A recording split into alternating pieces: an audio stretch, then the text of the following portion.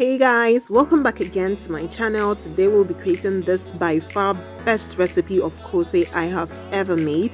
I have already soaked my beans overnight to rehydrate them, and then I'm going to be blending the beans together with some red onions and some scotch bonnet, as well as some powdered pepper. So this recipe is typically made in Ghana and also in Nigeria. It is mostly had for breakfast or snack. It is mostly made out of beans, no flour, nothing, mainly beans, and it is absolutely delicious. So this recipe doesn't need too much water. Over my years and many times of making this, I have finally gotten to make the best and perfect Koose recipe. So I don't need to use a lot of water in this recipe. You need to make a thick batter out of the beans, just like so. You don't need to use a lot of water. So I recommend you use teaspoons or tablespoons to measure your water before you blend it. Now I've added some salt to this. Now the next thing we are going to do, guys, is to make our batter airy, and I'm going to be using a whisk.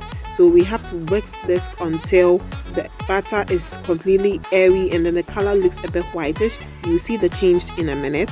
So you guys can see here that it looks less brown, it looks a bit whitish. I'm just going to be adding some chopped shallot into this batter, and then I'll continue whisking until I feel it is airy enough.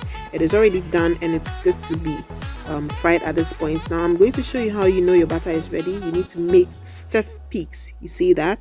It needs to stay on the whisk for a few minutes before you know it is ready to be fried. Now guys, this is by far my best recipe of Koose I have ever made. I'm telling you that. So what I use normally is this sort of a dimpled spoon. It makes me get a thicker and the right portion of Koose I need to fry. So I have my fire on a medium heat because I don't need my Koose to burn or not cook well. I need it to cook properly and cook through completely. So I'm just going to stick some, or to dip some Koose portions into the oil, and then I'll let the first layer fry a bit, and then I'm going to top up that layer with little bits of butter and then let it gently fry.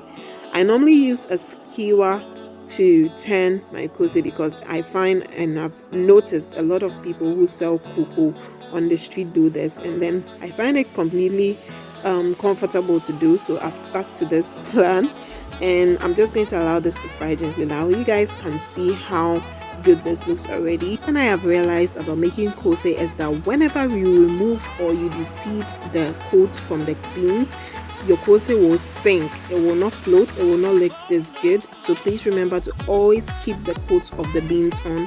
Do not remove nothing from any part of the beans. Just blend it just as it is. So I now know the best way to make my Koose, and I have completely stuck to it.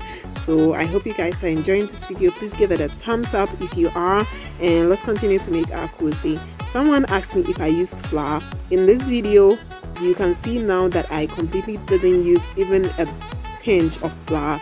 This is completely beans and all natural. So you see this golden brown shape is what we are going for. I'm going to fry this and then have my beans cakes with some hot cocoa. You guys are invited though. Come join me, have this Koose with some cocoa. This is the end of today's video, guys. Thank you so much for watching. I hope you loved this video. This is my best recipe of Koose so far, and I hope to upgrade it more. So stay tuned for more interesting recipes coming up. Take care of you. Bye.